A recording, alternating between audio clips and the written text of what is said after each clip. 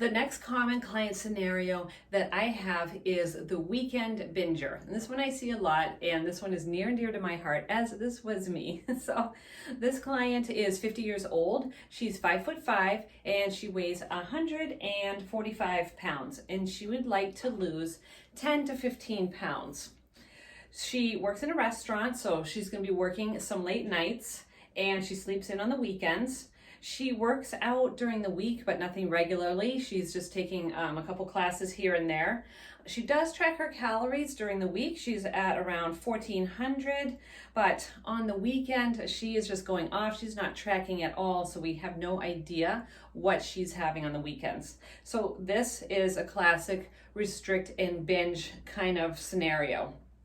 The symptoms that she has is that she is bloated, especially by the time Monday comes around, and her weight fluctuates by as much as 5 pounds.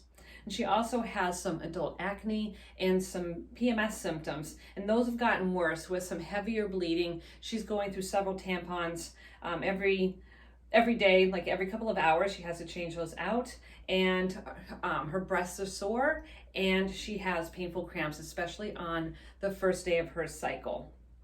So what is going on here is her estrogen and progesterone are fluctuating more than normal. And because she's restricting during the week, her body's just looking for those calories. And then she has a huge influx of calories on the weekend. And she's introducing foods that are generally heavily processed, things like sweets, alcohol, like carb heavy days, because let's be honest, nobody's binging on broccoli, right? So for her, what I would want to do for her is see a diary of what she is actually having on the weekends. And then I would come up with a 5-2 strategy for her. So a 5-2 strategy just means we're gonna take some calories from during the week and then move them over to the weekend. So she's not gonna be super low during the week, but she's also not gonna have those super highs during the weekend. Or she's gonna have a little bit more carbs on the weekends so she can have a little bit more food freedom. But for the most part, protein is going to be even throughout the week with those carb heavier, a little bit of extra carbs on the weekend. And let's see. So once we get her into that pattern, we should start to see the bloating coming down, and the weight gain is going to even out. And then those PMS symptoms should get better. This will improve over time.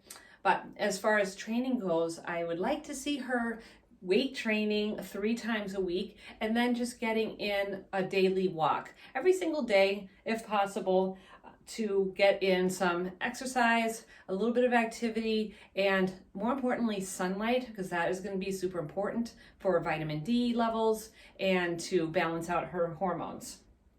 So weight training, I went over that.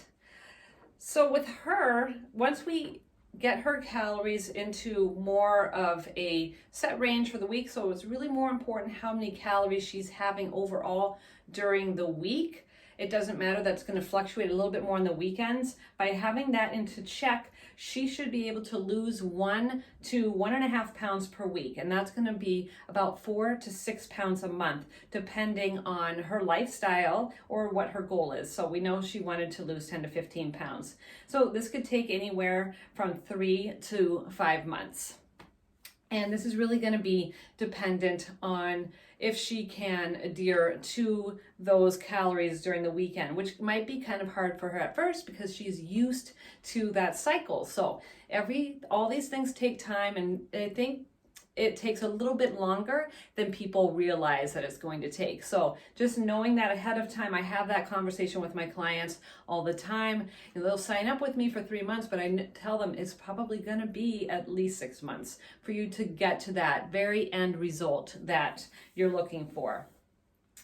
So sticking to her diet as much as possible. It's not about being perfect. It's just about being consistent.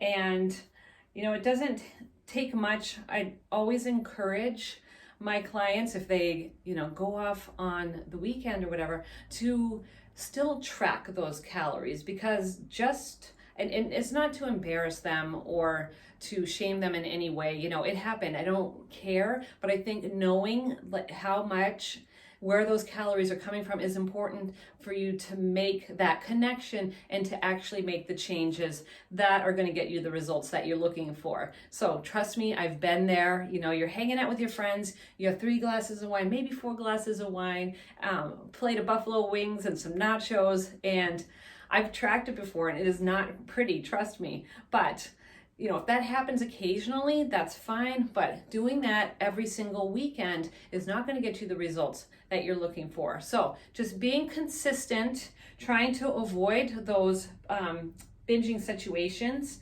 and then having that regular workout routine, lifting some weights, that's going to increase her metabolism so that she's going to be able to eat more calories once she's done with her dieting phase. So the next scenario that I want to go over with you is the unknowing. That's coming up next.